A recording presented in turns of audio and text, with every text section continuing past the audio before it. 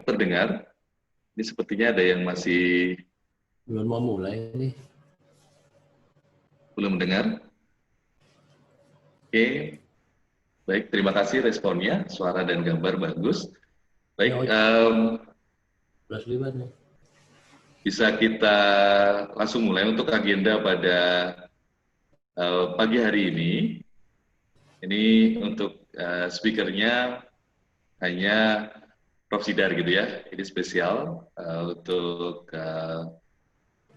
spesial speaker gitu ya untuk membahas tema pada pagi hari ini yaitu BIA-CVR. BIA-CVR ini merupakan istilah baru gitu ya. Istilah baru sebenarnya mungkin sebagian sudah dengar, tapi mungkin bagi Prof ini sudah familiar gitu. Tetapi mungkin bagi kita ini perlu dijelaskan dikupas tuntas gitu ya untuk hari ini. Dan agendanya hari ini untuk waktu presentasi nanti kurang lebih 1 jam, terus kemudian nanti akan diperpanjang untuk sesi tanya jawab. Dan untuk tanya jawab, silakan Bapak Ibu sekalian untuk menuliskan pertanyaannya di Q&A ya, di form Q&A-nya. Jangan di chat tapi di Q&A sehingga kita bisa lebih mudah. Jadi manfaatkan fitur untuk Q&A. Kemudian untuk sertifikat nanti di akhir acara silakan Bapak Ibu untuk bisa mengisi di kuesioner yang linknya nanti akan kami share di akhir acara, sehingga mohon bersabar untuk mengikuti sampai akhir acara, kemudian nanti untuk mengisi kuesionernya. Jangan sampai tidak mengisi kuesionernya untuk mendapatkan sertifikat atau SKPID. Sebagai informasi untuk kegiatan pada pagi hari ini, untuk peserta itu akan mendapatkan 2 SKP. Jadi Bapak Ibu dokter sekalian, untuk webinar pada pagi hari ini, jumlah SKP-nya adalah 2. Baik, mungkin saya tanpa panjang lebar gitu ya, karena waktu sudah jam 9:10. Oke, kita undang Profesor Dr. Sedartawan Sukondo, PhD. Baik Prof, silahkan bergabung Prof untuk bisa memulai di sesi ini gitu. Udah. Ya. Saya mulai. Oke.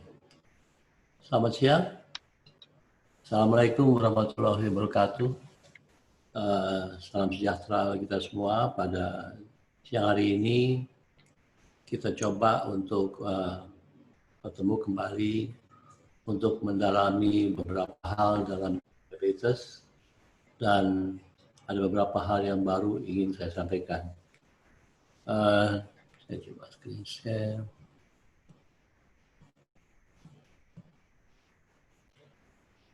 Oke, kita tunggu sebentar untuk ya.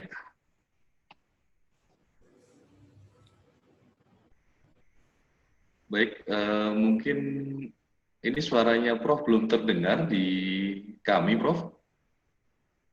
Kedengeran nih, masa? Halo?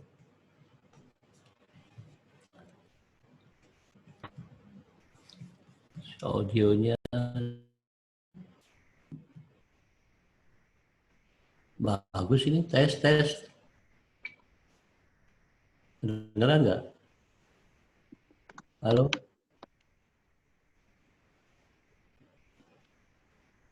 Nggak kedengeran?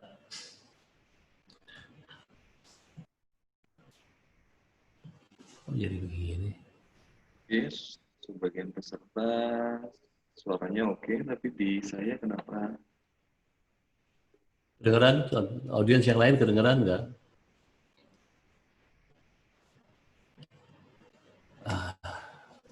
Oke, saya lanjut deh. Oke,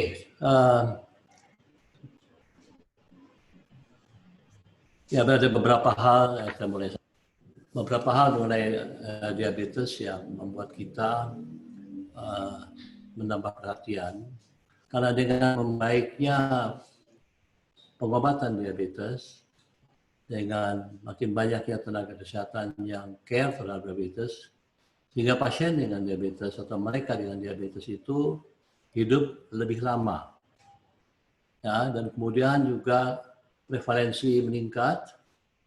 Nah, tapi karena prevalensi meningkat dan umur lebih lama, otomatis kelihatannya maka komplikasi atau sequelae dari kardiovaskular itu makin kelihatan. Selain daripada itu, di dalam pengobatan diabetes, banyak glucose lowering drugs yang baru. Dan mereka, obat-obat baru ini, improve vascular outcomes. Nah, ini yang menarik. Ya, nanti kita bicara tentang itu, karena improving vascular outcomes itu merupakan hal yang paling menarik akhir-akhir ini. Dan oleh karena itu, dan karena banyak obat baru dan ada obat lama, maka kita harus mengerti multiple treatment, karena dengan satu obat nggak mungkin. Ya, sehingga kita harus bisa memilih bagaimana mengkombinasi dan bagaimana melakukan steps sampai kombinasi ini membawa hasil yang baik. Nah, kita lihat dulu sejarah dari pengobatan diabetes. Pengobatan diabetes dimulai dengan ditemukannya insulin pada tahun 20-an. Kemudian, tidak lama kemudian kita lihat bahwa ditemukanlah metformin dan sulfonylurea. Jadi obat yang pertama ditemukan adalah insulin. Kemudian metformin dan sulfonylurea yang kita tahu sejak lama. Tapi kemudian lebih dari 30 tahun obat-obat baru kosong. Baru tahun 90-an baru ada obat baru. Kita lihat di sini mulai dengan pada waktu itu saya ingat ditemukannya acarbose, alpha glucosidase inhibitors. Kemudian insulin macam-macam ditemukan sampai terakhir ini kemudian SGLT2 inhibitors. Nah, SGLT2 inhibitors inilah yang membawa perubahan dalam guidelines. Tetapi ada suatu kejadian di mana pada sebelum tahun 2008 ada satu obat baru yang bisa menurunkan gula darah tetapi menyebabkan cardiovascular complications. Hasilnya kurang baik. Sehingga setelah itu FDA, Food and Drug Administration Amerika mengatakan kalau ada obat baru, dia harus bisa membuktikan bahwa dia tidak membahayakan kalau diberikan atau tidak ada efek negatif kalau diberikan kepada pasien diabetes dengan penyakit kardiovaskular. Ya, jadi kita lihat di sini bahwa dilakukanlah cardiovascular outcome trials. Cardiovascular outcome trials ini dimulai dengan DPP-4 inhibitors, SGLT2 inhibitors, ya. Kemudian setelah salah satu SGLT2 inhibitors seperti empagliflozin keluar, hasilnya tampak ada hal yang menarik. Obat yang tadinya ingin membuktikan atau dibuktikan untuk non-inferiority, artinya tidak tambah berbahaya, ternyata mempunyai superiority. Ya, superiority inilah yang membawa perubahan di dalam guidelines atau strategi pengobatan diabetes sampai saat ini. Ya, nah ini adalah cardiovascular outcome trial saja. Jadi pada beberapa hari yang lalu terakhir ada satu cardiovascular trials ya untuk ertugrifosine selesai ya, dan itu menambah tambahan-tambahan pengobatan untuk diabetes. Ya, dan itu kita lihat makin banyak terbukti bahwa diabetes dan penyakit kardiovaskular tidak bisa dipisah-pisahkan. Nah, hasil-hasil yang membawa dampak positif, ya, kita lihat di sini, empagliflozin, dapagliflozin, liraglutide, semaglutide, ya, dan terakhir ertugrifosine, ya. Kemudian kita lihat sini bahwa ada hal-hal yang menyebabkan perubahan paradigma pengobatan diabetes atau strategi yang berubah. Di mana ada obat-obat seperti empagliflozin menurunkan major adverse cardiovascular events sampai 14%. Hospitalization because of heart failure 35%. Cardiovascular death 38%. All-cause mortality 32%. Jadi ini obat-obat ini menyebabkan kita harus berpikir kembali. Ya, apakah cukup kita hanya menurunkan gula darah? Nah, cardiovascular outcome trials ini merubah guidelines. Ya, dan guidelines kita lihat, ya, sampai 2020 ini ada 66 guidelines yang memasukkan SGLT2 inhibitor, salah satunya empagliflozin ini masuk ke dalam guidelines. Wah, ini harus diperhatikan.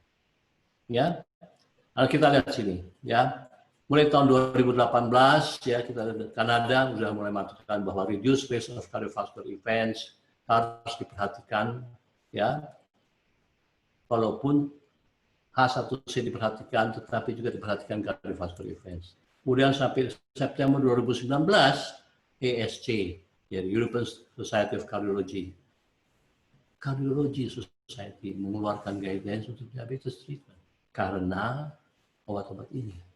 Ya, nah kita perhatikan sini. Sebetulnya type 2 diabetes memang penyakit kompleks. Ya, kita lihat bahwa diabetes mempunyai risiko 2 kali lipat cardiovascular disease dibandingkan kalau tidak ada diabetes. Demikian juga diabetes 2,5 kali bisa terjadi chronic heart failure kalau dibandingkan dengan yang tidak ada diabetes. Begitu juga dengan penyakit ginjal. 20 sampai 40% mereka dengan diabetes develop chronic kidney disease. Jadi jantung, diabetes, ginjal nggak bisa jauh-jauh. Ya, oleh karena itu saya katakan bahwa kalau kita bicara diabetes, maka di dalam pikiran kita harus ingat dia CVR, Charlie Victor Romeo, diabetes, cardiovascular, renal. Ya, nah kenapa begitu? Kita lihat diabetes itu affects the pump, affects the pipes, affects the filter. Pump itu apa? Myocard. Kalau dia gagal, heart failure. Pipes. Kalau ada kelainan di pipes terjadi major adverse cardiovascular events. Bisa stroke, bisa infark, bisa PAD, peripheral artery disease. Diabetes affects the filter, renal disease. Ya, jadi kita lihat bahwa diabetes itu hubungannya dengan pump, pipes, and filter, dengan otot jantung, pembuluh darah jantung, pembuluh darah lain, dan ginjal. Tidak bisa jauh. Ini ada beberapa data, ya, kita lihat ya. Kita lihat yang di atas yang biru, heart failure. 12 sampai 45% pasien diabetes itu ada heart failure.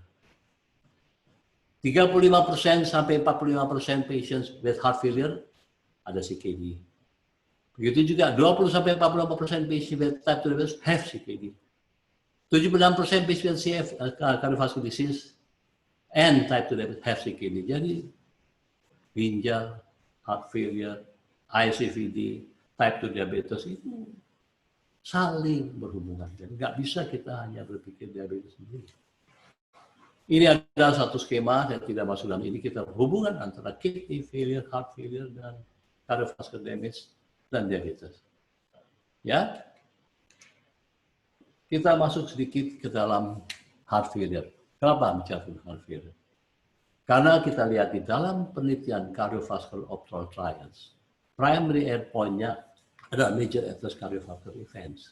Ya, tetapi secondary outcomes-nya adalah hospitalization because of heart failure. Dan ternyata terutama SGLT2 inhibitors bisa menurunkan hospitalization because of heart failure. Malah sekarang ini, akhir-akhir ini, terbukti lagi bahwa SGLT2 inhibitors bisa mengobati heart failure. Nah, kita belum sampai ke situ, tapi penelitian sudah ada, belum masuk ke guidelines, tapi sudah terbukti. Obat diabetes ini menjadi obat heart failure untuk jantung. Ya, jadi heart failure ini sangat berhubungan dengan diabetes. Nah, untuk heart failure sendiri, kita lihat sini, kenapa saya ingin menyampaikan ini? Karena hospitalization because heart failure itu merupakan suatu problema yang sama beratnya, sama kuatnya, atau malah lebih berat daripada penyakit kardiovaskular atherosclerosis. Ya, nah untuk monitoring heart failure, kelompok endokrin diabetes itu harus lebih memperhatikan bahwa heart failure itu ada, dan itu harus diperhatikan karena itu cardiovascular outcome trials itu membuktikan. Sehingga ada parameter, ada biomarkers Ya, misalnya natriuretic peptides, soluble ST2, ya. Ini hanya gambaran bahwa hubungan heart failure ini bisa dilihat dengan melihat biomarkers. Ya. Nah, assessing risk of incident heart failure. Jadi begini. Di dalam guidelines yang nanti kita akan bicarakan bahwa ada hubungannya dengan heart failure. Nah, heart failure itu bisa ada biomarkernya. BNP atau NT-proBNP mempunyai best predictive value. Ya. Kemudian elevated troponin concentration juga punya stronger correlation antara future risk of heart failure dengan ischemic events. Jadi BNP, NT-proBNP, troponin, ya. Jadi kemudian juga fungsi ginjal, ada beberapa parameter lagi. Jadi ini bisa kita pakai nanti untuk assessing heart failure. Ya. Nah, salah satu contoh adalah high sensitive troponin L, ya. Juga mempunyai pengaruh, ya, greater accuracy in identifying a person of developing cardiac disease. Nanti kita bicara, ya, hubungan NT-proBNP, beberapa penelitian dan troponin L. Jadi hanya memberikan gambaran bahwa ada markers untuk heart failure, markers untuk prediction acute coronary syndrome. Ya, oke. Jadi kita coba bicara tentang mindset ini. Haruskah kita rubah? Ya. Shift paradigm? Ya. Tidak bisa lagi glukosentrik. Kita harus overview bahwa banyak yang harus diperhatikan, bukan hanya gula saja. Jadi kita lihat bahwa the increasing burden of diabetes cardiovascular adalah incidence yang bertambah, prevalence bertambah, cost juga bertambah, dan threat to society kalau kita tidak perhatikan. Satu hal kita lihat, kelompoknya, treat the patient, not only his sugar. Reduce the cardiovascular risk, not only the HbA1c. Ini kata Ralph Defonso, tokoh yang sangat terkenal dalam bidang diabetes. Jadi pada prinsipnya, treat the patient, not the disease, the whole patient. Inilah yang menjadi paradigma kita sekarang, yang harus dari dulu sebetulnya. Nah, untuk itu kita harus melihat bahwa pasien-pasien kita, pasien diabetes, terdiri dari beberapa cluster. Dan cluster ini menentukan treatment choice. Ya, bagaimana kita memilih? Kita ambil contoh American Diabetes Association. Mulai tahun 2016 sampai 2020, secara bertahap, setelah ada cardiovascular outcome trials, merubah paradigmanya. Tadinya hanya mempengaruhi, katakan bahwa SGLT2 inhibitors berpengaruh pada gula darah, tapi juga berpengaruh pada berat badan di tahun 2016, dan juga reducing blood pressure. 2017 dikatakan bahwa should be considered. 2018 dikatakan incorporate, dan boleh dimasukkan. Tapi mulai 2019 dan 2020, mereka katakan bahwa among patients with atherosclerotic cardiovascular disease at high risk of heart failure, or in whom heart failure coexists, SGLT2 inhibitors are preferred. For patients with type 2 diabetes and CKD, chronic kidney disease, consider use of SGLT2 inhibitors or GLP-1 receptor agonists shown to reduce risk of CKD progression. Dan ini bukti-bukti. Ya. Nah, inilah yang menjadi pembicaraan kita hari ini tentang guidelines dan kemudian prevention. Kalau kita lihat urut-urutannya, bagaimana guidelines ini terbentuk. Pre-2015, yang dipikirkan adalah, targetkan adalah HbA1c dan CV risk factors. Kemudian 2015 hingga 2018 mulai meningkat. Selain HbA1c, CV risk factors, tambah reducing cardiovascular mortality, reducing major adverse cardiovascular events. Karena mulai ada hasil-hasil penelitian tentang obat baru SGLT2 inhibitors, GLP-1 receptor agonist.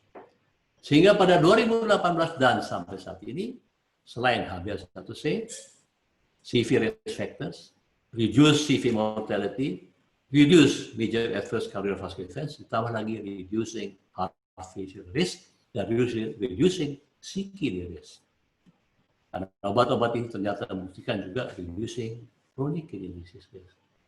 Ya, Tetapi kan untuk itu kita tidak bisa cukup satu obat. Setiap orang berbeda, sehingga kita perlu kombinasi dan kita memerlukan strategi yang baru. Kita harus implement strategi yang diperlukan untuk masing-masing individu.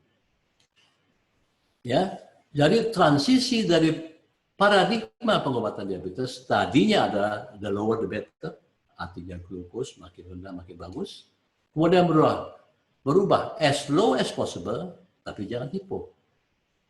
Ya, karena hipo mulai membahayakan. Ada beberapa trial untuk itu mengatakan bahwa kalau kurang dari 6,5% malah membahayakan. Tapi kemudian sejak penelitian-penelitian yang berhasil, maka keluarlah ADA Standard of Care tahun 2020 dikatakan patient-centered multi-factor approach. Jadi bukan hanya gula saja, multi-factor approach dan patient-centered. Ya, nah, yang disebut patient-centered itu ingin saya ingatkan, di dalam salah satu kriteria mereka katakan, kalau kita mengobati pasien, salah satu faktor adalah decision sharing. Apapun kita lakukan, kita ketahui mengenai strategi pengobatan, mencapai target pengobatan, tetap kita tidak bisa mengatakan ini paling baik, ini paling baik. Kita harus tanya pada pasien. Anda begini-begini, saya usulkan begini. Jadi decision sharing. Nah, itulah yang membuat kita sedikit berbeda atau banyak berbeda dari sebelumnya. Decision sharing. Nah, kenapa perlu decision sharing? Kita lihat sini.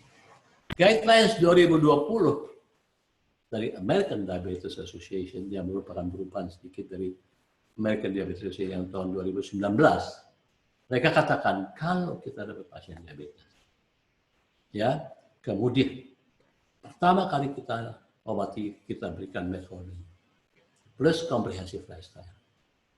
Tetapi kalau pada pasien itu ternyata ada indikasi high risk ISCVD atau ada established ISCVD atau ada chronic kidney disease atau heart failure atau gagal jantung, maka pilihan obatnya adalah yang dua sebelah kiri. ISCVD predominates heart failure. Ya, kalau tidak maka berbeda. Coba kita lihat sini. Jadi kalau ada indicators of high risk or established ISCVD, CKD or heart failure, maka ya kita lihat sini established ISCVD, indicators of high ISCVD, chronic. Ini kalau ada ini maka pilihan obatnya dua kelompok. Itu dulu setelah metformin. Ya, nah kita lihat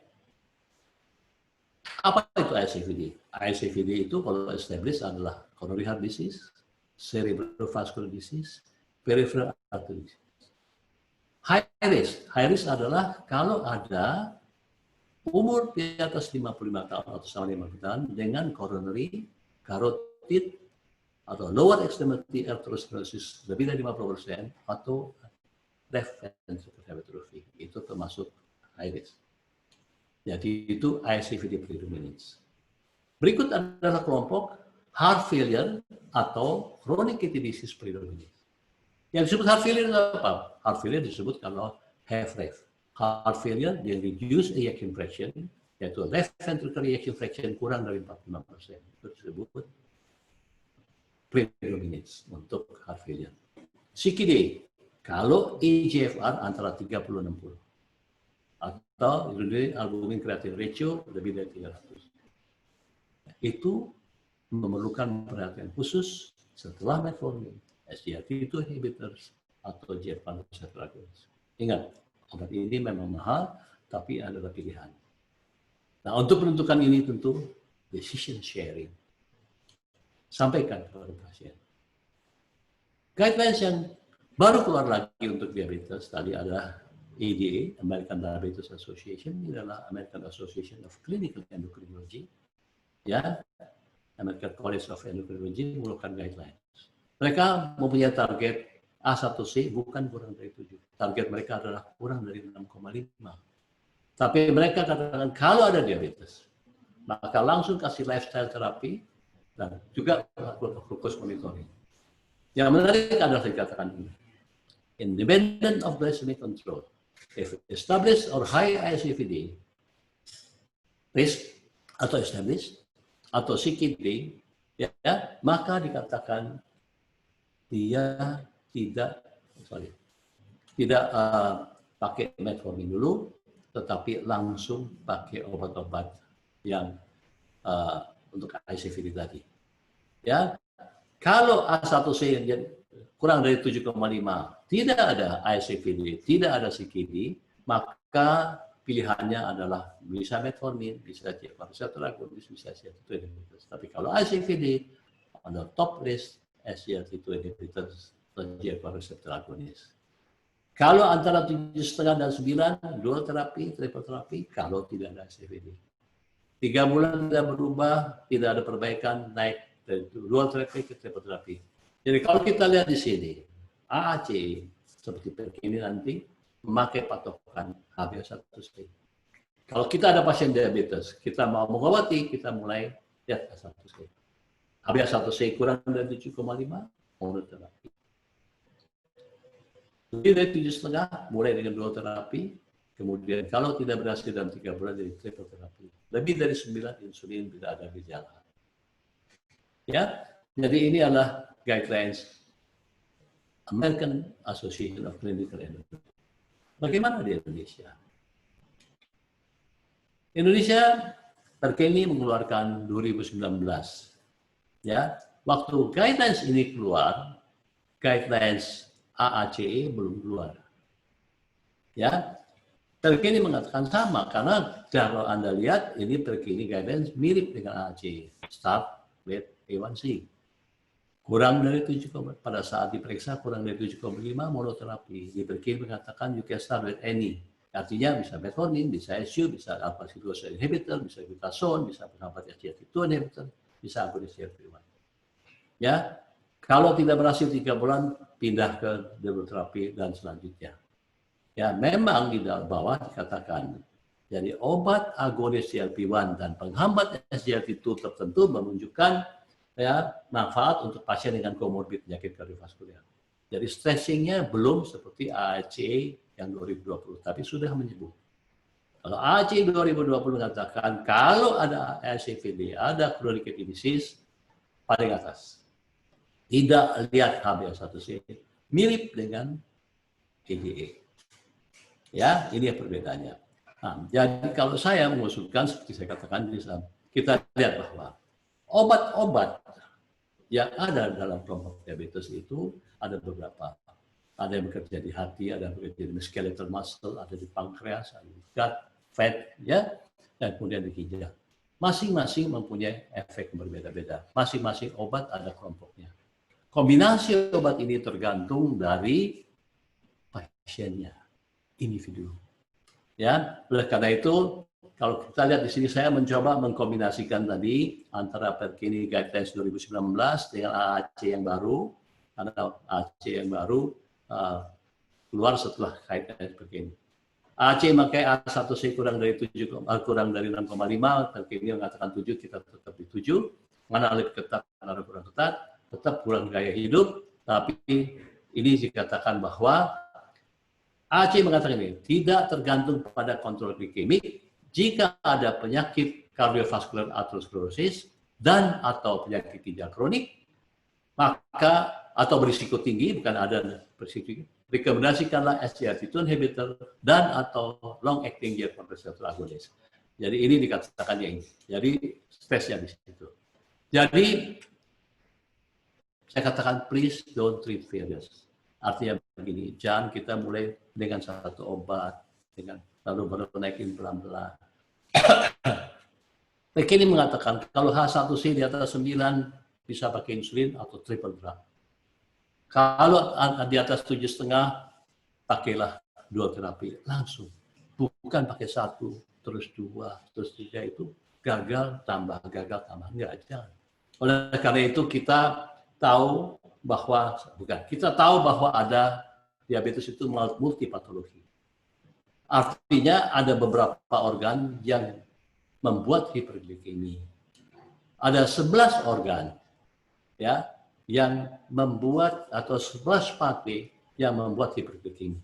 Kita lihat di sini bahwa walaupun pankreatik beta sel itu yang kena, tetapi hiperglikemi itu bisa dipengaruhi colon biome, bisa dipengaruhi immune dysregulation, bisa dipengaruhi oleh amilin yang rendah, bisa ada oleh incretin, otak, ya, ginjal, ya, increased reabsorption, kemudian ada insulin resistance di hati, otot, dan fat.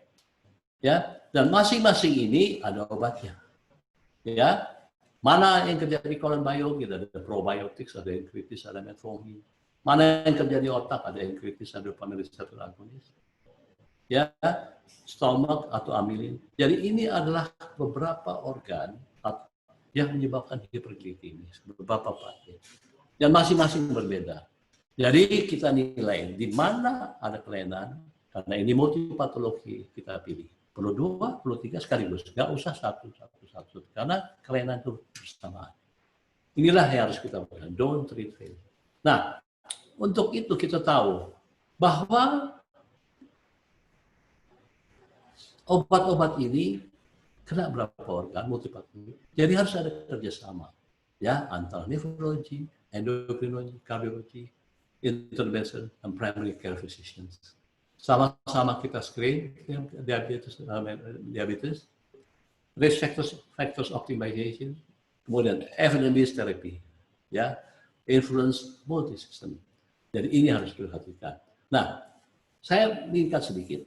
Ternyata setelah penelitian kardiovaskular operasi ini, kardiolog, American Heart Association, European Society of Cardiology memiliki guidelines. Kita lihat sini.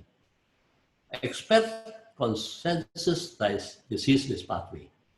2018, ACC Expert Consensus Decision Pathway on Novel Therapies for Cardiovascular Risk Reduction in Patients with Type 2 Diabetes and Atherosclerosis. Dan ini di-endorse oleh American Diabetes Association. Di tahun 2018, kardiologi, ACC, American College of Cardiology Task Force, ya, bersama American Diabetes Association mengeluarkan guidelines ini. Salah satu adalah tentang risk, primary prevention. Kita tahu, kita dahulu katakan bahwa kalau kita mencegah atau mengurangi cardiovascular complications, terutama makrovaskular, maka kita perlu ABC, A1C, blood pressure, dan kolesterol. Sekarang meningkat. Jadi bukan hanya ABC, tapi A, B, 2Cs, 2Ds, and 1E. Jadi A, B, C, D, E. Pertama, assess risk aspirin, low dose aspirin in primary prevention, no reserve for select type patient, high risk patient. B adalah blood pressure seperti biasa. C yang pertama adalah kolesterol. C yang kedua adalah cigarettes. D yang pertama adalah diet untuk overweight. D yang kedua adalah diabetes. E exercise. Jadi ingat bahwa kalau primary prevention sekarang adalah A, B, C, D, E, tetapi A, B, C, D, E. Ini adalah endorsement dari ACE, dari ADA dan atau American College of Cardiology. Ya. Kemudian 2019 keluar guidelines lain, clinical practice guidelines. Ya, ini mengenai primary prevention 2019. Lihat ini dari American College of Cardiology. Kita lihat di sini.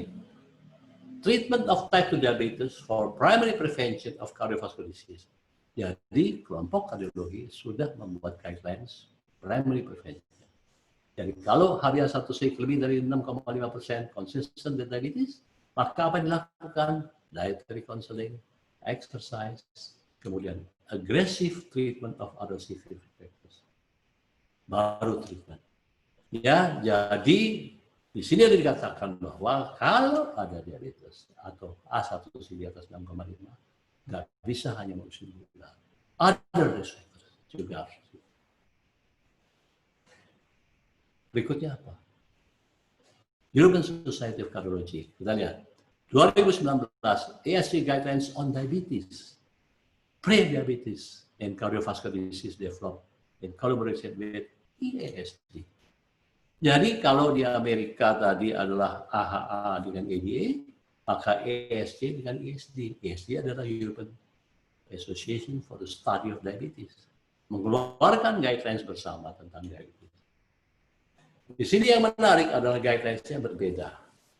Terakhir 2019, September yang lalu. Dikatakan bahwa kita lihat di sini A, type 2 diabetes drug naive. Kalau belum ada obat, pasien ada ASCVD, high or very high cardiovascular risk, atau target organ damage, atau ada multiple risk factors, maka kita lihat, kalau ada ini, maka langsung pakai SGLT2 inhibitors atau GLP receptor agonist, bukan pakai metformin. Ya, tapi kalau sudah pakai metformin, sama. Ya, kalau sudah pakai metformin. Jadi ini katakan bahwa bedanya kalau di ADA masih mengatakan start with metformin. Metformin 3 bulannya baru pilih obat kedua. Kalau ada SCVD tambah dengan SGLT2 atau GLP receptor agonist. Ini tidak. Kalau ada SCVD langsung tambah metformin. Oke, tadi kita bicara tentang treatment. Sekarang kita masuk ke prevention. Kita lihat betapa banyaknya orang diabetes itu atau hyperglycemia itu dengan cardiovascular complications. Obatnya berbelit-belit. Bukan berbelit-belit, obatnya banyak macamnya karena multipatologi. Kita coba prevention. Kita tahu bahwa ujung-ujungnya adalah penyakit kardiovaskular.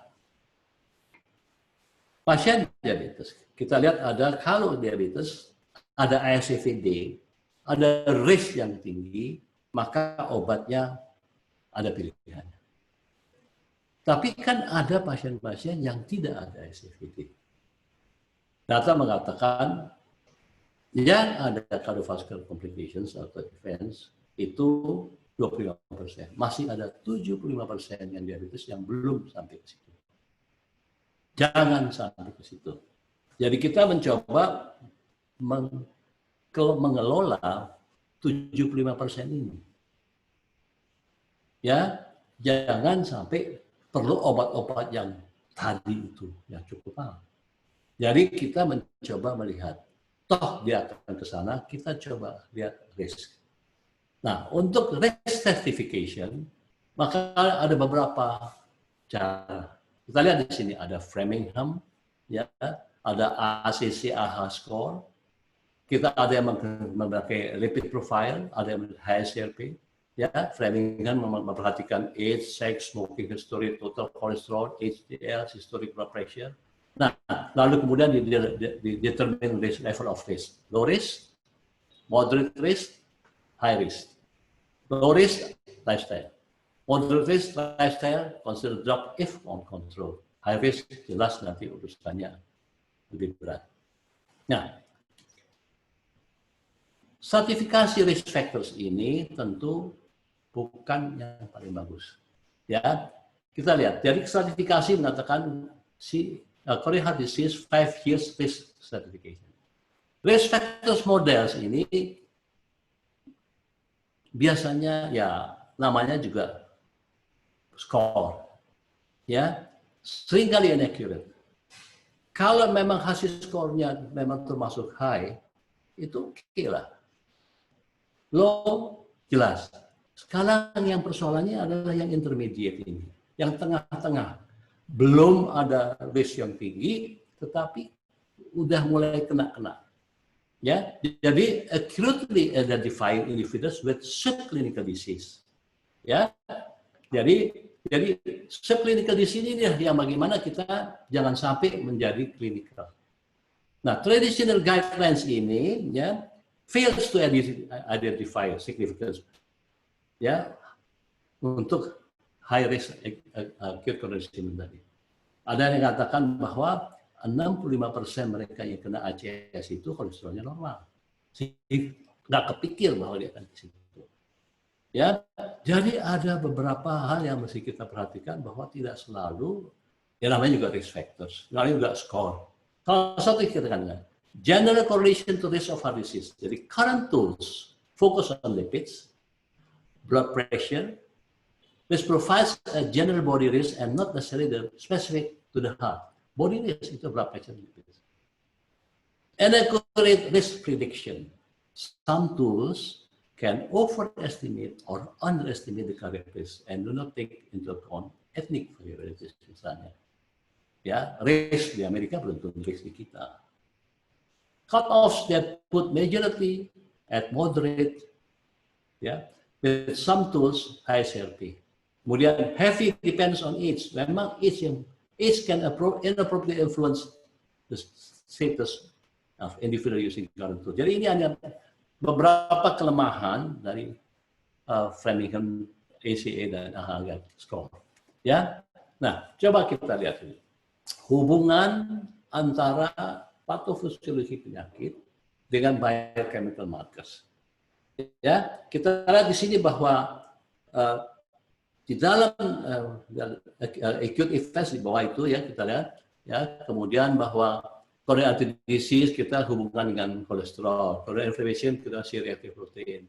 Itu adalah di dalam marker-marker yang kita coba sebelum terjadi. Ya, jadi kita masing-masing fase itu ada markersnya. Misalnya heart failure ada B-type natriuretic peptides. Nah inilah yang kita pakai. Nah sebelum ke situ kita lihat. Kita tahu bahwa cardiovascular disease itu progresif. Unstable cardiac lesion itu yang berpengaruh di endothel, kita lihat mulai dari fatty streaks ya yang menyebabkan lipid oxidation and free radicals form di arterial wall, dan kemudian inflamasi, kemudian lipid accumulation sampai terjadi plaque rupture. Dari kita lihat adalah peristiwa mulai dari dalam endothelial dysfunction ini, di mana fatty streaks ya kemudian berlanjut sampai fibrous cap dan selanjutnya sampai rupture. Nah, masing-masing fase itu ada beberapa markers. Ambil satu contoh, ini saya nggak baca semua. Proses yang pada awal, di mana ada inflamasi itu ada markers adiponektin, ada CRP, ada CTEC, ada macrophage migration inhibitory factors, ya. Kemudian chemotaktis itu ada CTEC, adhesion pada waktu adhesi, ada selektin, ada sikam dan selanjutnya. Kemudian keempat, setelah dia adhesi ada macrophage activation, ada MIF, macrophage migration inhibitory factor. Kemudian angiokinesis, ada hepatocyte growth factors, leptin dan lain-lain. Kemudian cell proliferation, vascular remodeling, apoptosis, cardiac. Jadi dalam fase perjalanan proses atherosclerosis ini masing-masing itu ada protein-protein yang bisa kita ukur.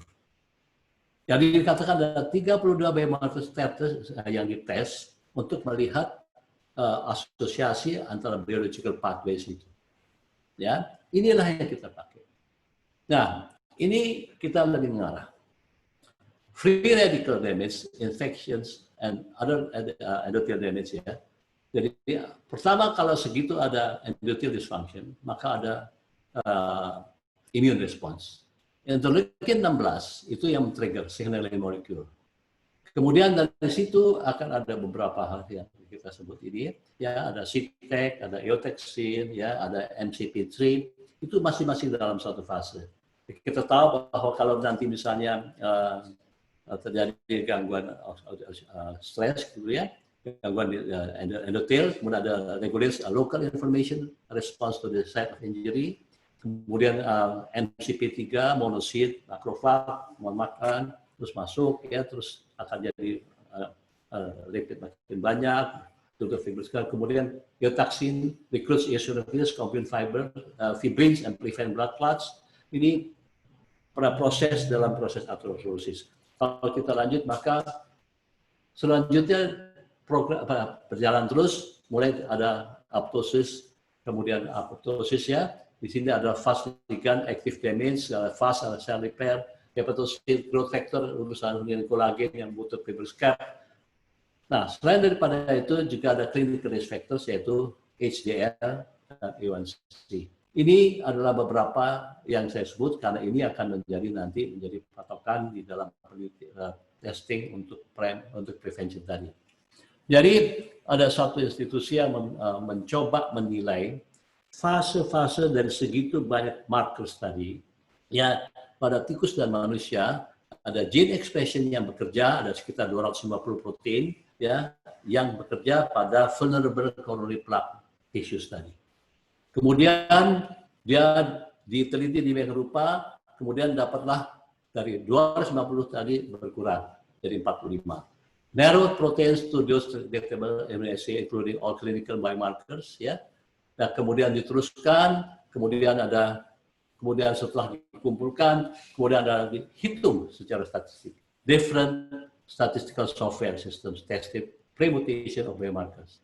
Kemudian dites ke populasi. Ya, all three systems identify the same, ketemunya 9 biomarkers. Ya, sebetulnya biomarkersnya 7, yang 2 adalah HDL dan HbA1c. Ya, dari 9 biomarkers algorithm ini kemudian bisa mempredik acute coronary syndrome for the next 5 years. Dan kemudian divalidasi bahwa 9 biomarkers ini oleh MESA Multi-Ethnic Study of Atherosclerosis confirm ya bahwa 9 protein biomarkers for the body's immune response to endothelial damage. Jadi endothelial damage selama proses atherosclerosis bertahap itu mempunyai biomarkers dan 9 itulah yang bisa memberikan gambaran menghitung risk. Ya, nah sebetulnya risk assessment yang lama yang tradisional adalah age, LDL cholesterol, blood pressure, weight, smoking, beberapa marker HSCRP, hemoglobin, ya kemudian Framingham untuk calculator risk. Nah, yang sekarang kita kenakan adalah pulse cardiac test. Ya, pulse cardiac test adalah protein unstable region signature. Dia kerjanya apa? Quantify endothelial damage. Jadi endothelium yang tadi kita bicarakan tadi, di quantify damage-nya berapa besar. Kemudianlah dihitung identify residual risk, kemudian bisa mempredik acute coronary syndrome berdasarkan 9 tadi. Jadi dikatakan bahwa the pulse test clinical validation in diagnosing unstable cardiac lesion rupture. Kita lihat dari pulse protein markers ada HDL, Fasligan, HGF, eotaxin, AL1C, CTEC, MCP3, interleukin 16, SFAS. Jadi the ability to detect the unstable lesions that are likely to rupture to the cardiac event is crucial in the area of clinical prevention. Clinical prevention. The pulse test analysis clinically validated multiplex serum protein assays to measure the proteins related to inflammation, apoptosis, thrombosis, vascular remodeling, ya, dan kemudian juga kita lihat and other processes underlying unstable cardiac lesions, dan coronary heart disease development. Jadi inilah yang nanti diperiksa, dinilai, menentukan risk. Ya, nah inilah kita sedikit masuk ke situ. Jadi the coronary heart disease risk assessment. Ya, tadi kan sudah validated, ya. Kemudian isinya adalah test detail serum levels, 7 protein biomarkers tadi katakan, ya. Kemudian biomarkers itu akan nanti bisa release individual to high or low risk to more accurately identify coronary heart disease risk profile. Ini ada pulse cardiac test. Ya. Why is the pulse cardiac test a better risk assessment for heart disease? Kita lihat sini. Kita baca. Penyakit jantung koroner seringkali tidak menunjukkan gejala sampai terjadi serangan jantung. Jika hanya mengandalkan faktor risiko tradisional seperti kadar kolesterol, hasilnya kurang akurat. Ya, karena pasien yang mengalami serangan jantung memiliki kadar kolesterol yang normal. Penyebab serangan jantung yang paling umum bukan karena penebalan arteri, tetapi karena plak tidak stabil, mengalami ruptur. 75% dari serangan jantung. Pulse cardiac test menambah faktor-faktor risiko ini dengan juga melihat biomarker terhadap plak yang tidak stabil tadi. Jadi dari pulse cardiac test dapat dijadikan guideline untuk pencegahan PJK yang lebih baik. Ini adalah yang dikatakan. Kalau kita lihat Ini ada beberapa contoh. Examples of contributing risk factors that can include endothelial injury. Jadi gini, kalau ada katakanlah kolesterol normal, lalu kemudian kok terjadi juga ACS. Nah ini ada faktornya karena ada metabolic syndrome, ya, ada oxidative stress, mungkin ada obat-obat tertentu, ada autoimmune disease, ada beberapa hormon thyroid juga pengaruh, cancer juga bisa gitu. Jadi inilah faktor-faktor yang dari nanti kolesterol tapi toh bisa menyebabkan kelainan di protein-proteinnya yang mengganggu endothelial cell dan menyebabkan ACS. Nah, kalau kita lihat di sini, maka pulse biomarkers ini, kalau kita lihat di sebelah kiri, Anda lihat ada interleukin 16, ada eutaxin, CTEC, MCP3, Faslican, SFAS, dan selanjutnya. Ya, kita lihat bahwa interleukin 16 itu initiates the repair and inflammation process, cell signaling. Eutaxin recruits eosinophils to the site on injury, remove fibrin. CTEC modulates repair and inflammation. MCP3 macrophage to the site of injury, foam cell, bikin foam cell. Urusan Faslican, FAS dan hepatic growth factor itu urusan dengan apoptosis. Seperti yang dua di bawah adalah HDL kita tahu, remove bad cholesterol. A1C adalah marker untuk diabetes. Jadi masing-masing itu yang pertama adalah detect arterial dysfunction, kemudian kita analyze disease stage dengan memperhatikan faktor-faktor tadi, kemudian bisa memprediksi the likelihood of cardiac event the next 5 years dengan nilai ini. Ya, nah kalau kita lihat hasil dari pulse cardiac test tadi, interpretasi adalah kalau relative risk kurang dari 3,5 per normal, 3,7,49 borderline, lebih dari 7,5 elevated. Nah, yang menarik tadi begini, dengan pulse profile kita bisa personalized 5-year cardiac profile of unstable cardiac lesion rupture. Jadi kata kita justru tadi kan dikatakan bahwa rupture yang bikin. Jadi unstable rupture ini bisa kita nilai. Kalau memang mudah, maka sebelum itu, jadi kalau zaman laten, jadi kalau kita lihat, jadi kalau proses aterosklerosis ini terjadi terutama pada pasien diabetes, zaman laten itu belum sampai terjadi gejala-gejala, ini kita bisa periksa dengan marker. Dan kemudian kalau hasil ini nanti diperiksa dengan kuesioner diisi dari kelompok protein itu diperiksa, kita akan bisa mendapat umur jantung, heart age, ya, which shows the cardiac score relative to your age and gender group, heart age. Jadi umur 40 punya jantung umur 80 misalnya, itu kan udah tua. Nah itu bisa dinilai dengan tes ini. Nah setelah dua ini dikumpulkan, dianalisa, maka kita bisa lihat hasil recommended lifestyle modification that may help maintain or improve your current cardiac health. Ingat, ini adalah preventif. Jadi bukan kasih obat. Jadi kalau memang kelompok, katakanlah kita periksa para diabetes di atas 40 tahun, lalu kemudian kita tes pulse profile ini, maka memberikan risk apakah bisa terjadi ACS atau tidak dalam 5 tahun. Nah, untuk merubah itu, supaya risk ini tidak jadi buruk, rekomendasi adalah lifestyle. Inilah yang nanti akan diberikan dalam hasil itu. Ya, kalau kita lihat di sini hasil-hasil ini salah satu contoh hasil.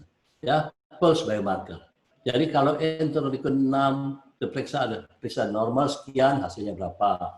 Ya, kita lihat di sini. Kalau measures metabolic control itu diabetes kalau 5,8 dia biru, kalau HGF ini 57 merah. Ini hanya sebagai gambaran ya bahwa masing-masing marker itu nanti ada hasilnya, lalu kemudian dibikin gambaran dan pada gambaran seperti ini misalnya. Ya, jadi nanti skornya ya pulse cardiac cell, necrotic core, ada fibrofatty. Jadi kan dari mulai dari fatty streak sampai nanti fibrocaps,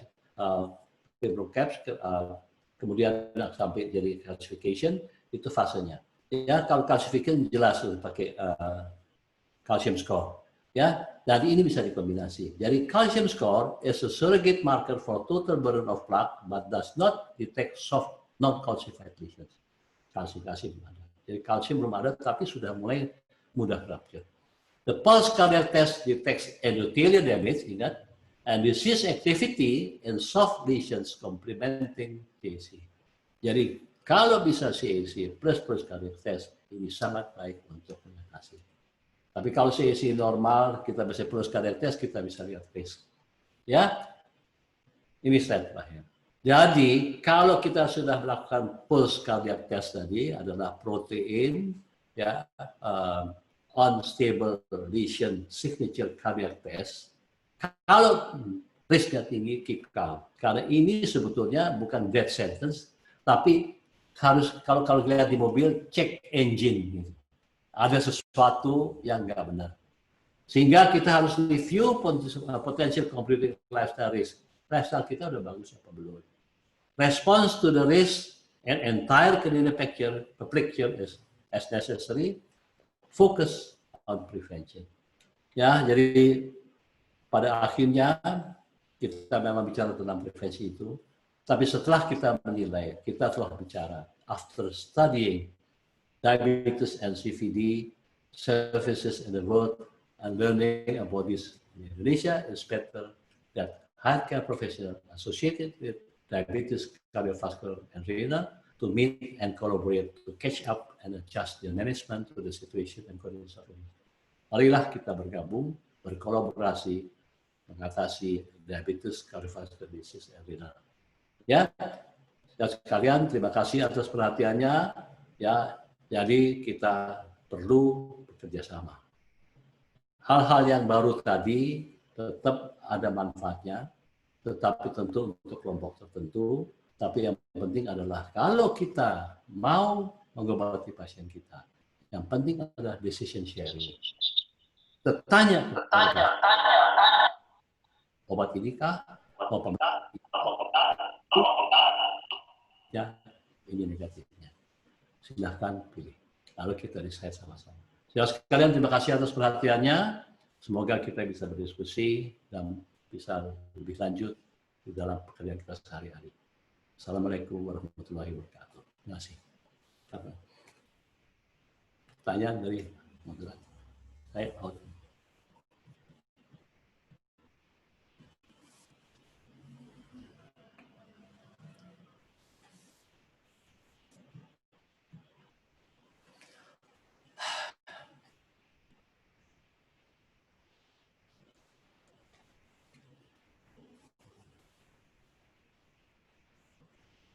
Moderatornya siapa?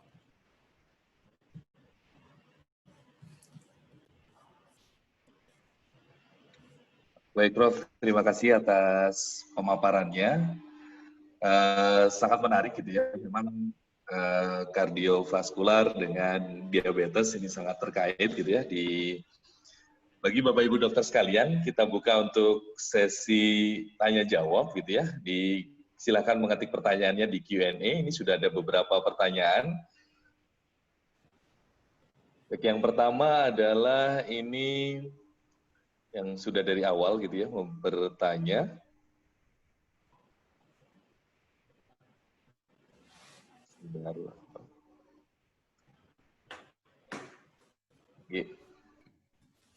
Baik, ini dari Dr. Sutekno Anggoro. Pertanyaannya adalah berapa batas ambang glukosa pada ginjal, kemudian sampai berapa kadar glukosa dalam darah akan terjadi glukosuria. Jadi glukosuria. Apakah setiap orang sama? Demikian Prof dari Dr. Sutekno Anggoro. Oke, saya jawab ya. Jadi begini. Jadi glukosuria terjadi kalau ambang ginjalnya dibatasi, itu bukan batas dilewati. Antara 160 sampai 180. Ya.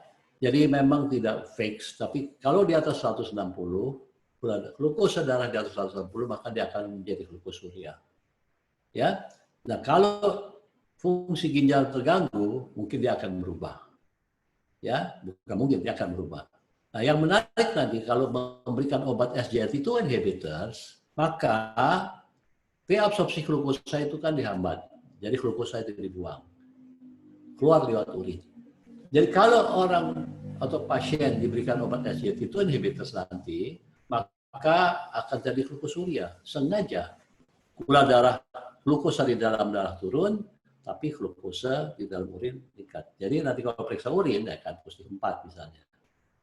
Ya, jadi itulah. Jadi tapi range-nya antara 140 160. Nah, susahnya kalau orang tua dia juga threshold-nya naik.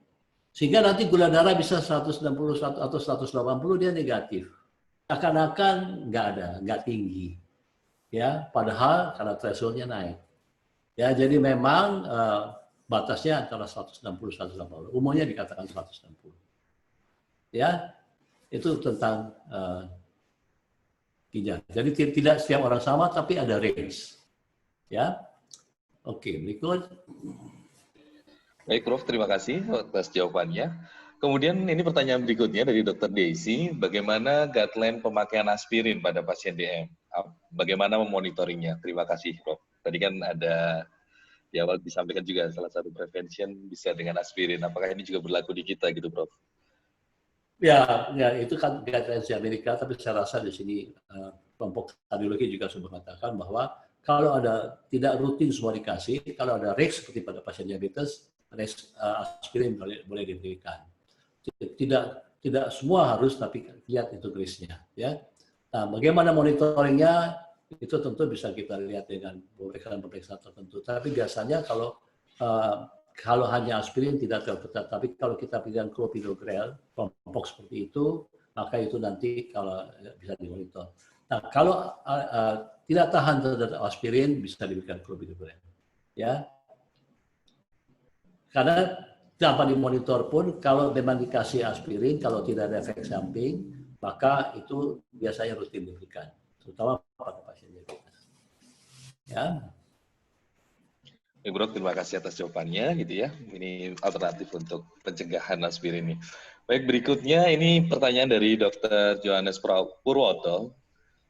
Ini magnificent lecture, Prof, gitu ya.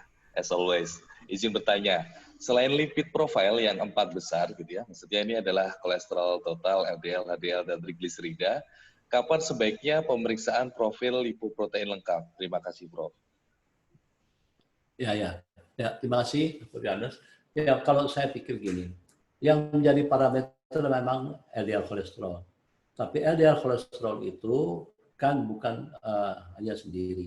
Ya, artinya begini, kan yang kita periksa itu LDL lipoprotein ya, jadi bukan kolesterolnya. Sehingga akhirnya kita harus lihat kalau kita memang mau mengetahui bahwa yang diperiksa itu sebetulnya A atau B. Kalau apa bisa kita periksa itu ada di semua. Karena kalau kita periksa di LDL, kolesterol, ada VLDL, ada LDL, di dalam itu tetap ada kolesterol. Ya, dan kolesterol ini kalau kita memang mencurigai bahwa kalau trigliserid tinggi, maka harus kita periksa LDL, harus lebih lengkap. Karena kadang-kadang bisa berpengaruh. Ya, karena kalau kita pakai total kolesterol saja kan tidak bisa kelihatan. Ya, yang seperti itu profil lengkap itu kalau kita tuh pada diabetes bisa jadi small dense LDL. Nah, small dense LDL harus diperiksa lebih lengkap. Kecuali kalau trigliserid tinggi, maka tidak bisa kita hitung, harus periksa LDL direct. Ya, jadi itu memang tergantung kondisi. Tapi kalau pada diabetes yang paling penting adalah LDL, tapi ada juga mengatakan perlu trigliserid. Tapi trigliserid masih banyak perdebatan. Terima kasih. Baik, terima kasih Prof atas jawabannya gitu ya. Sangat menarik ini ya kalau untuk kolesterol. Atau mungkin kalau untuk screening bisa dengan tadi Prof yang baru marker baru tadi ya, pulse tadi. Baik, berikutnya ini ada pertanyaan, ini 3 sekaligus bertanya dari Dr. Sandra Sari Irwan dari Semarang. Izin bertanya, Prof, gitu ya. Apakah itu diabetes kidney disease? Bagaimana membedakan dengan CKD pada orang tanpa DM? Kemudian beda ACR dan PCR, kita mungkin skip dulu ya. Kemudian untuk kapan perlu periksa DM ke nefrologis? Oke, masih. Jadi memang kalau kita lihat di sini kan yang disebut chronic kidney disease pada diabetes itu, ya orang lihat GFR tadi kan antara 30 dan 60, atau lihat urine creatinine ratio yang di atas 300 tadi. Ya, nanti kalau misalnya pada pasien diabetes ada seperti itu, ya disebut diabetes kidney disease. Ya, kalau tidak diabetes ya bukan diabetes kidney disease. Tapi itu kan hubungan kalau diabetes ada eGFR antara 30-60, nah itu termasuk. Ya, kapan kita perlu rujuk ke nefrologis? Ya tentu nefrologis kita kerja tim. Ya, kalau kreatinnya tinggi, misalnya pasti kan urusannya nanti suatu saat akan terjadi gagal ginjal, ya, dan itu harus ada tim. Ya, selama masih, ya tergantung kalau ada nefrologis kan dan diabetes kan tidak selalu ada. Internis juga bisa menangani sebetulnya. Tetapi kalau kasus-kasus yang udah stage 4, stage 5 kayaknya mesti nefrologis lah. Nah sih. Baik Prof, terima kasih atas jawabannya. Kita lanjut untuk pertanyaan berikutnya nih dari Dr. Arfandi Sanda, SPPK. Ini beliau menanyakan marker apa yang paling baik untuk melihat terjadinya rupture plak di arteri. Kemudian pertanyaan keduanya adalah apakah orang dengan eosinofilia ada riwayat alergi bisa berisiko aterosklerosis? Oke, jadi ini pertanyaan untuk kardiolog sebetulnya, ya. Tapi oke, fine. Jadi marker untuk rupture atau sebetulnya kan marker untuk rupture itu kan kalau kita lihat tadi, ini kalau untuk unstable lesion. Kalau udah rupture kan berbeda. Ya, kalau rupture kemudian jadi trombosis, jadi plak yang menyumbat semuanya, itu urusannya dengan troponin. Ya, tapi kalau masih pulse tadi, itu justru belum pecah lesionnya. Ya, jadi ini akan bicara prevention. Kalau rupture tentu kita lihat tentu dengan marker-marker kalau sudah terjadi ACS. Ya, nah, kalau eosinofia tadi hubungannya kalau memang tadi adalah bukan hubungan eosinofil ini dikatakan berhubungan dengan fibrin, urusan dengan pembentukan fibrin yang akan mungkin trombus. Nah itu markernya. Ya, jadi eotex tadi adalah untuk menilai itu. Tapi memang dia juga merupakan marker untuk alergi dan lain-lain. Tapi bukan dari kalau itu tinggi jadi aterosklerosis ya, tapi ini adalah marker. Eotex itu marker ya yang hasil dari eosinofil yang hubungannya dengan tadi adalah pembentukan fibrin dan trombosis. Ya, oke. Baik Prof, ya terima kasih sangat jelas gitu ya. Ini juga pertanyaannya masih terkait dengan pulse gitu dari Dr. Luki. Kapan sebaiknya atau kriteria apa yang ada untuk melakukan pemeriksaan pulse tadi gitu Prof? Oke, jadi kita bicara begini. Pulse itu kan kita lihat pasien-pasien apa sih yang mempunyai unstable lesion seperti itu. Kita tahu pasti diabetes. Dalam latent position, kalau memang udah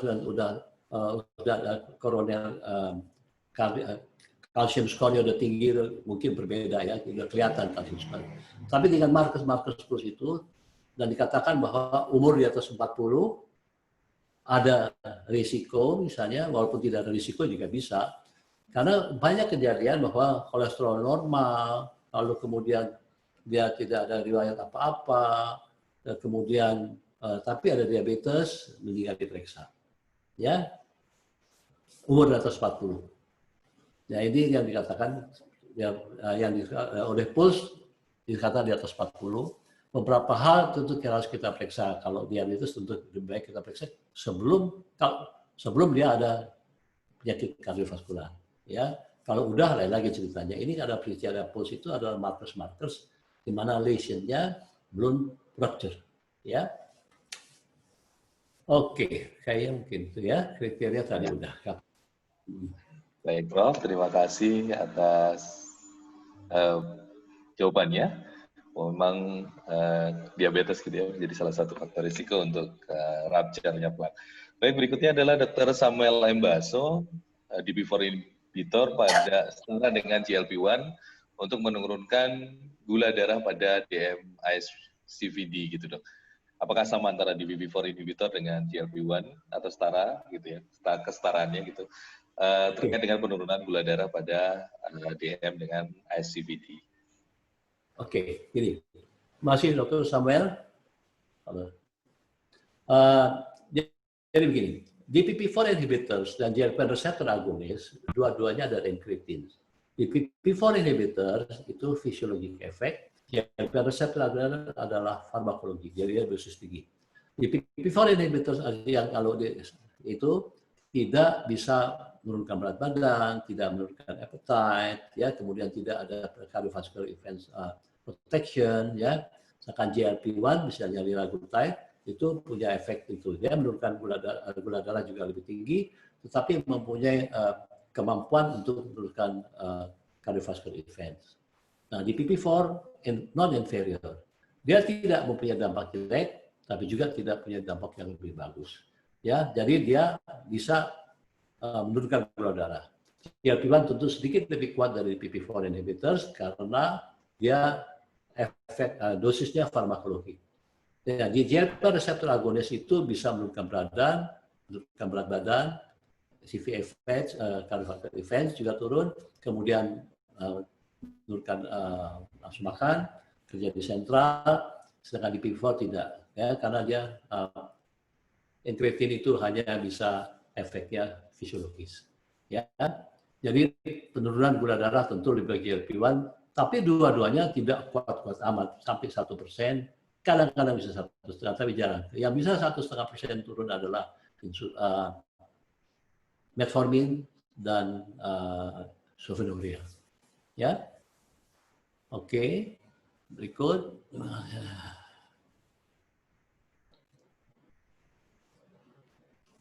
Oke, saya baca deh. Terima kasih. Silakan. Moderator, pilih yang mana? Terus saya baca aja. Isi saya untuk modifikasi gaya hidup, seberapa efektif menurunkan radikal bebas dan memperbaiki profil lemak. Oke. Jadi ya saya bukan ahli sport medicine, tapi dikatakan bahwa kalau dalam pengobatan diabetes, pertama adalah memang mengatur makan, kedua adalah physical activities. Dan physical activity tentu memperbaiki macam-macam, ya. Sensitivitas insulin lebih baik, kolesterol lipid juga bisa lebih baik, ya. Dan memang kalau dikatakan bahwa olahraga yang direkomendasi adalah most days in a week. Kalau saya katakan 5 kali dalam seminggu, 30 menit, ya. Kalau bisa sekali-sekali pakai strengthening, ya. Jadi olahraganya memang jogging juga bagus, ya. Yang tergantung umur, ya. Kalau umur kayak saya mungkin saya jogging olahraga aja, tapi nggak berani angkat berat, ya. Tetapi 30 menit most days in a week atau 5 kali seminggu itu oke, ya. Ya. Baik Prof, terima kasih atas suggestion-nya gitu ya untuk olahraga. Baik.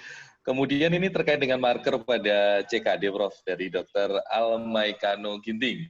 Ini terkait dengan glycated albumin, apakah bisa digunakan menggantikan HbA1c pada pasien yang CKD, Prof, chronic kidney disease gitu, Prof?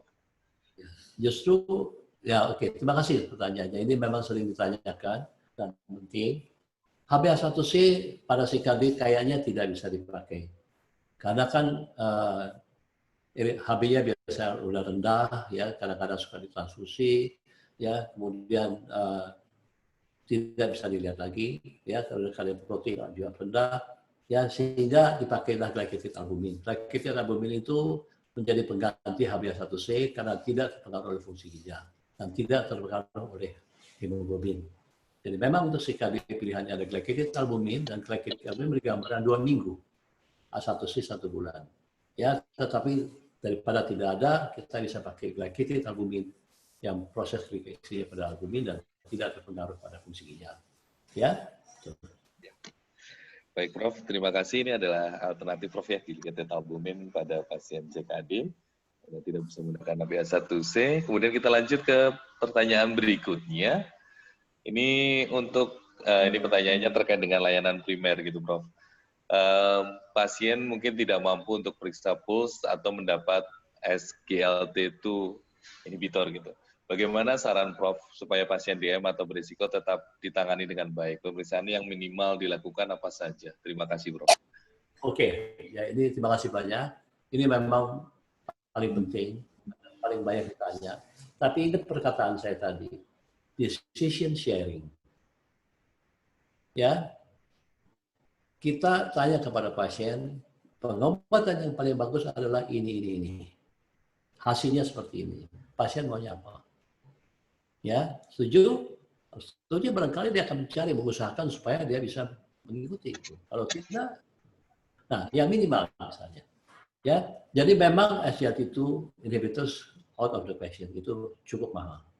Ya, jadi kalau kita tahu diabetes, kita takut risiko tinggi, maka kita perhatikan yang biasa aja. A1C turunkan kurang dari 7%. LDL juga turunkan. Lakukan exercise. Ya, kemudian itulah yang bisa kita lakukan.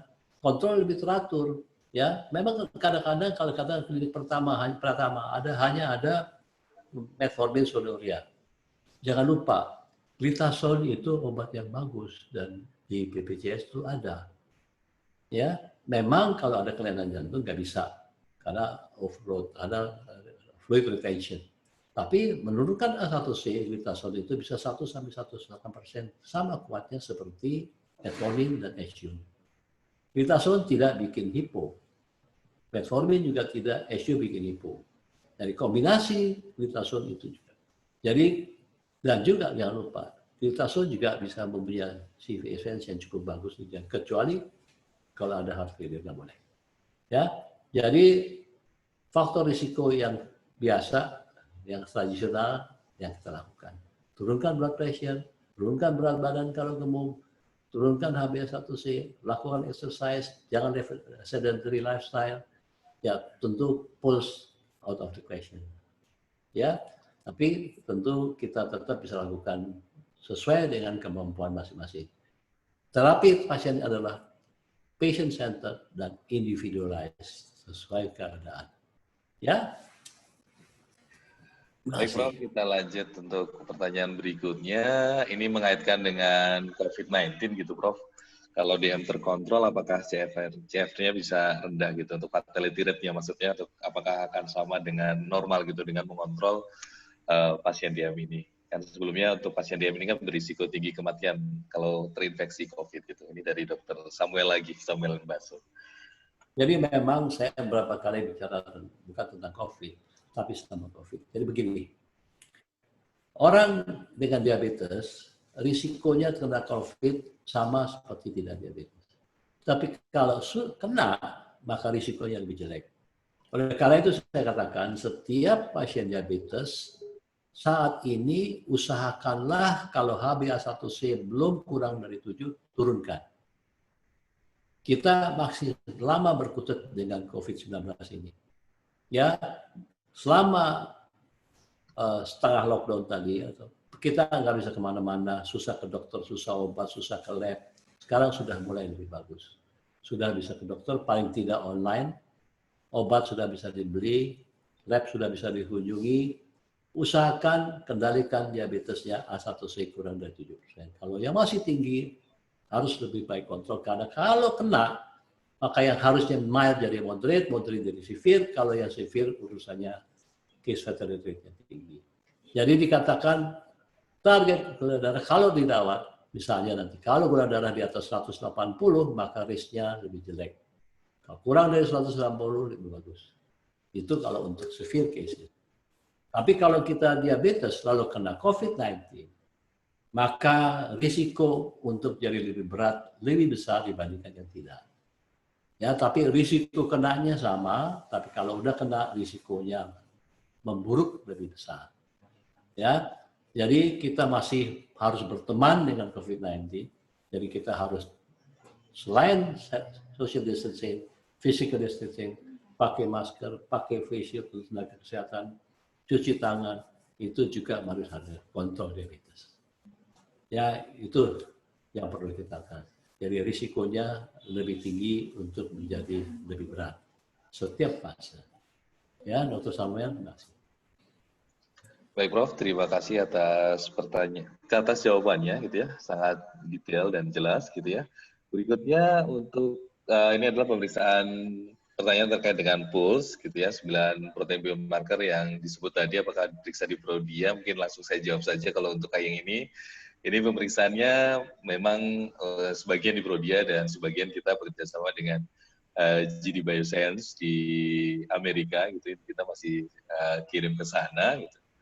Selanjutnya ini mungkin pertanyaannya sama dengan sebelumnya, kita bisa skip ya untuk pulse ini bisa dianjurkan mulai usia 40, tapi kalau dengan komplikasi tadi bisa dilakukan gitu ya.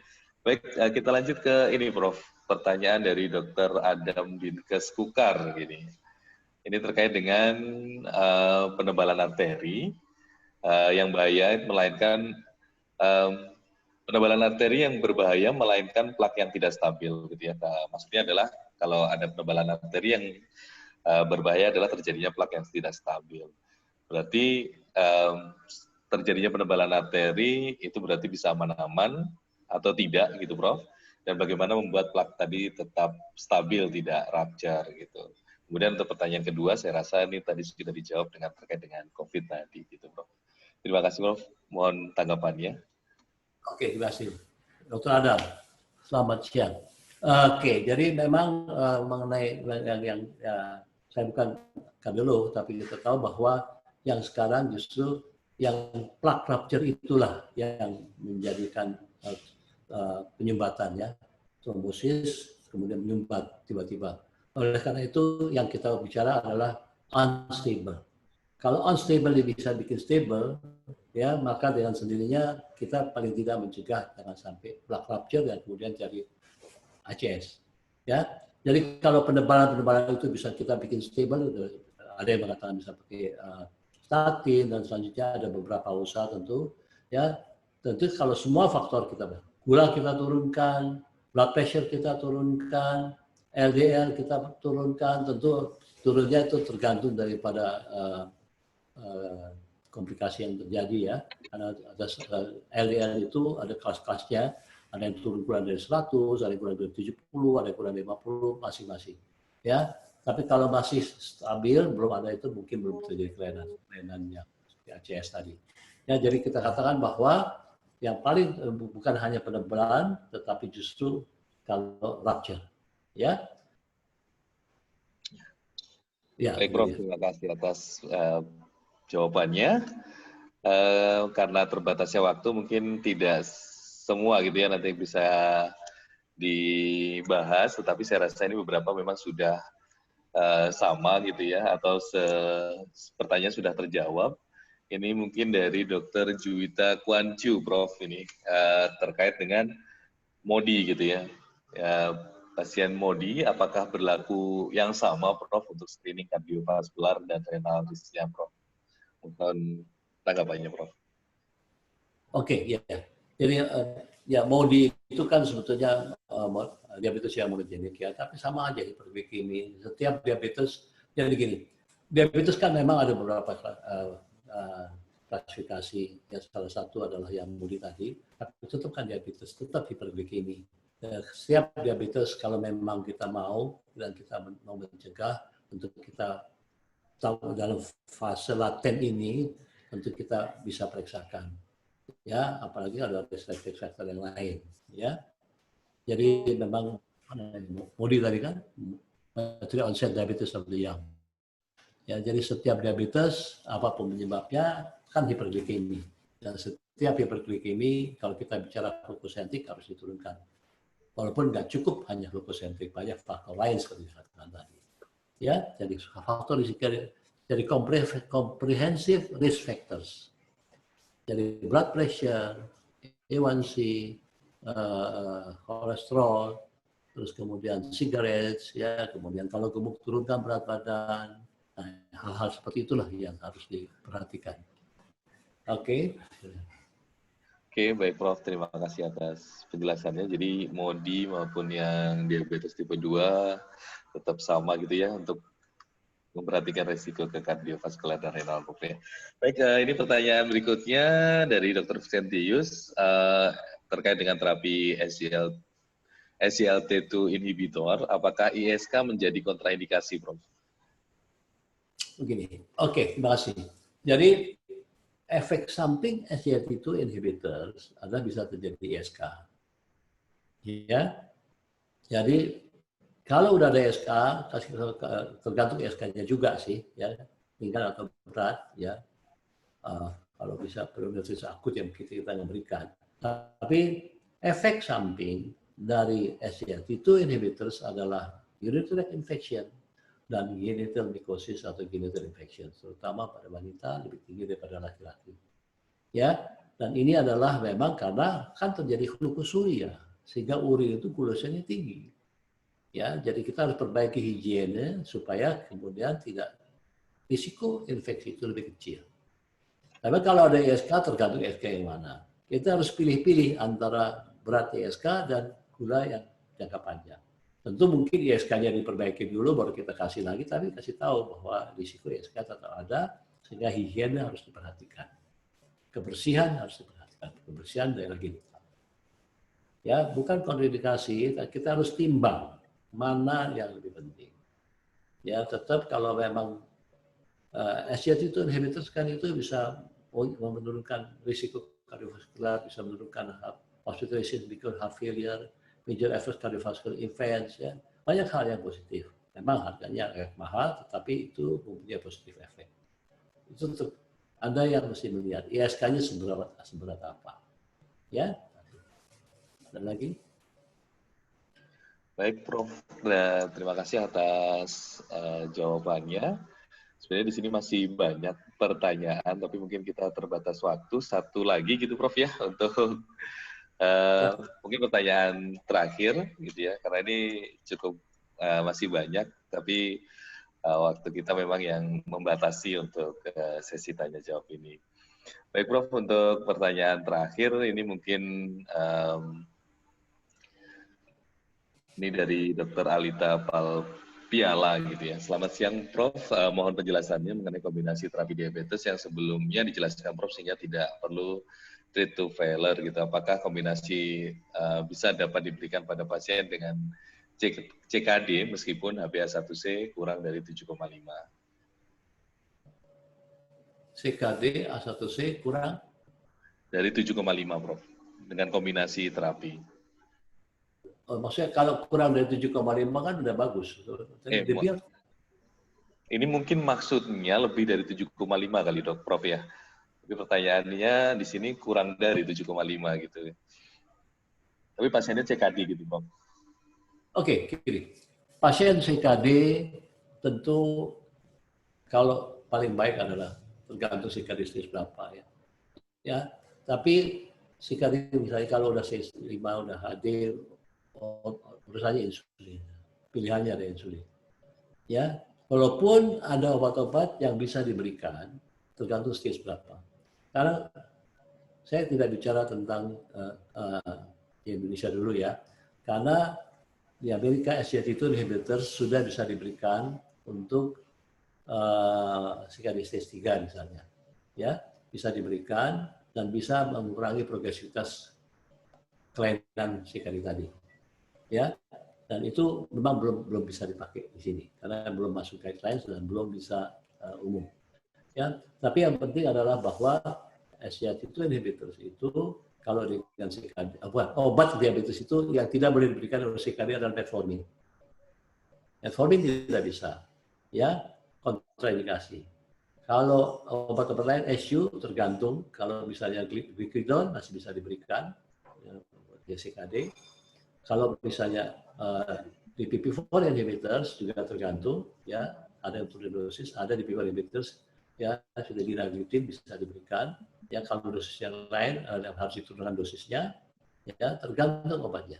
Tetap kita kombinasi. Tapi kita katakan bahwa tergantung CKD stage berapa. Ya fase itu ada gambarannya. Ya SU juga ada yang boleh diberikan, ada yang tidak. Ya tergantung ada yang turunan dosis. Ya tapi kalau lebih dari 7,5 itu berapa?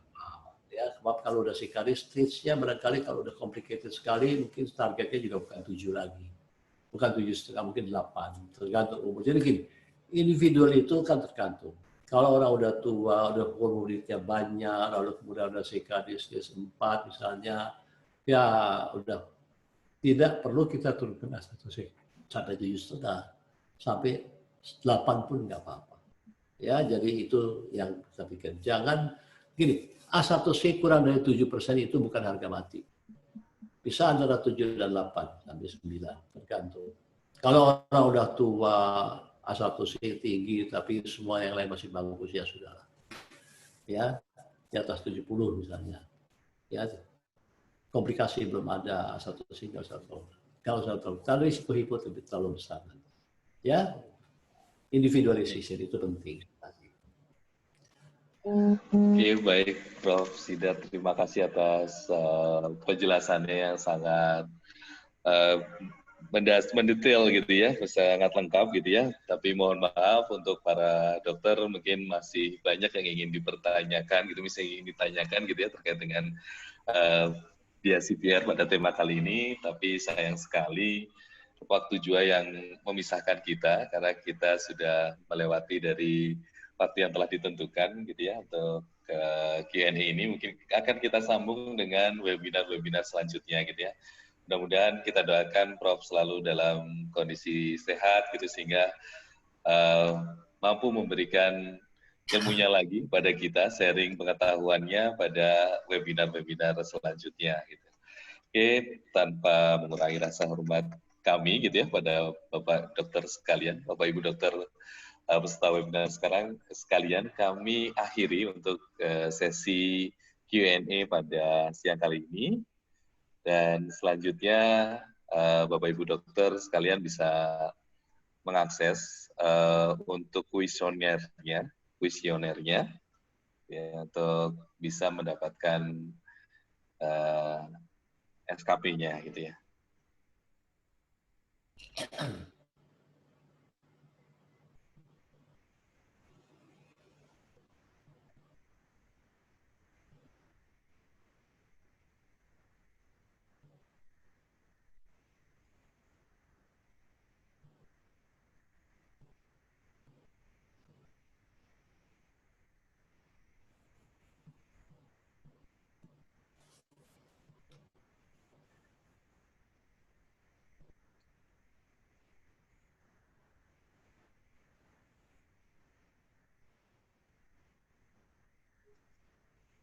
Baik, kami coba untuk sharing screen, tapi sepertinya ini masih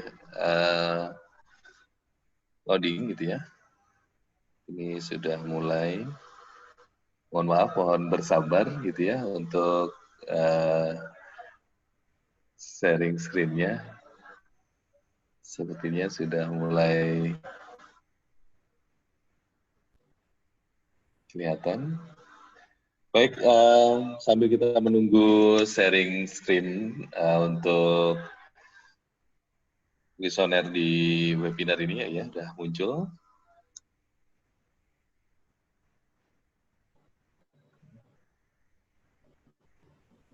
Baik, untuk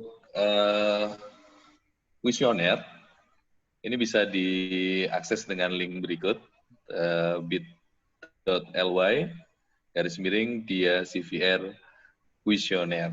Silahkan, di situ nanti akan muncul form untuk diisi. Dan untuk menentukan sertifikatnya, nama, ini silakan diisi, nama lengkap yang ingin dicantumkan di sertifikat, ini silakan diisi pada kuesionernya. Mungkin bagi yang terkendala dengan sharing screen, akan kami share di chat gitu ya, untuk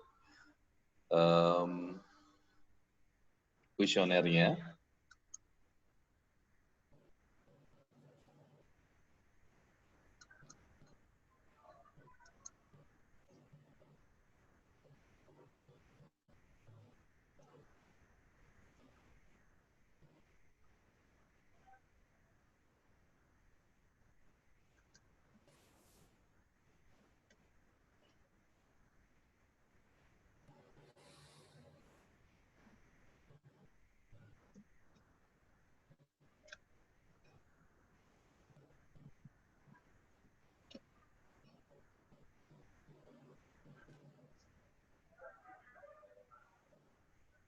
Ini ada yang belum bisa mengakses linknya ya.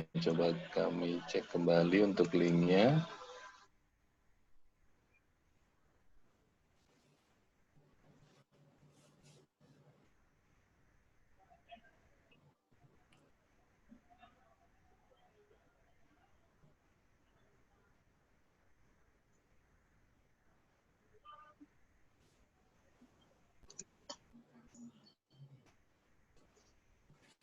Oke, baik, akan kami sampaikan linknya. Kalau itu tidak bisa, coba kami cek dulu ya linknya.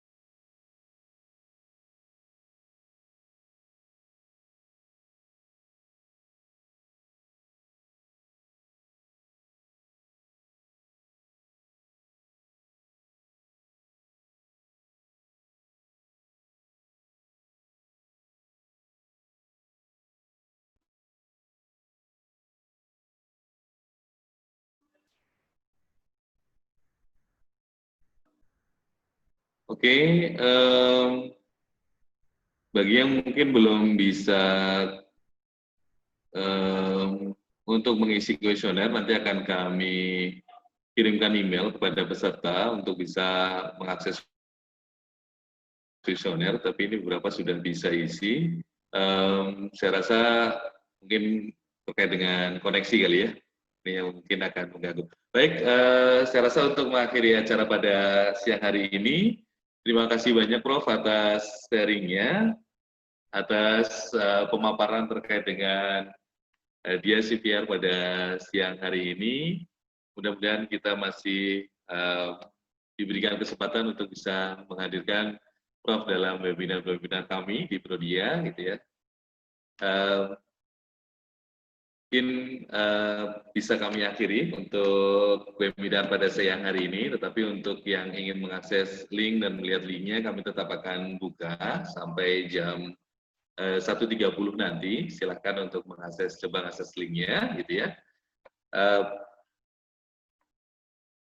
Akhirnya untuk webinar pada siang hari ini resmi kita tutup. Kurang lebihnya kami mohon maaf atas kekurangan dalam penyelenggaraan pada maksud saya siang hari ini. Dan sekali lagi kami ucapkan terima kasih yang sebenarnya kepada Prof. Sidar yang sudah bersedia bergabung dengan kami untuk menyelenggarakan webinar pada siang hari ini.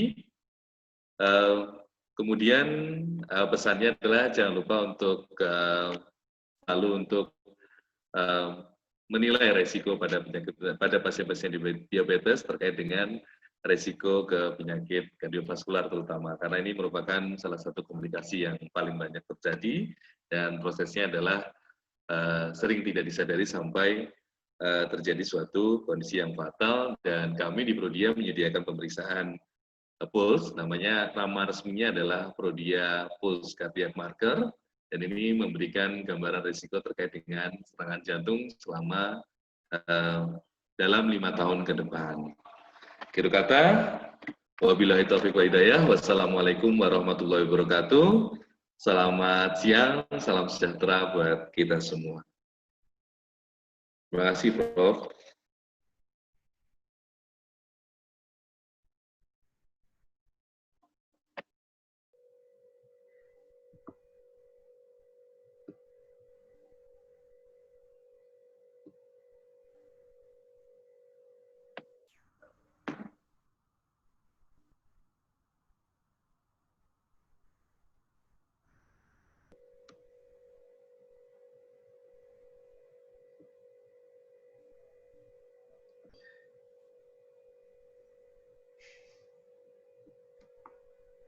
Terima kasih, Prof.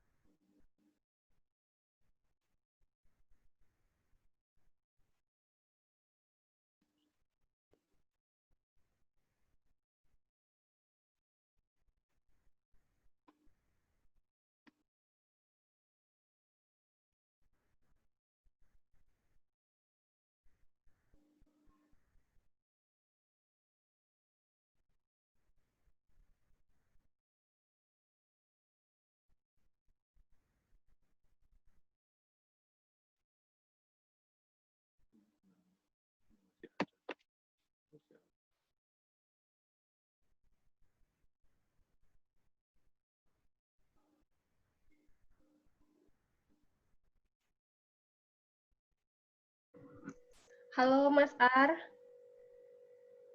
Mas Ardian.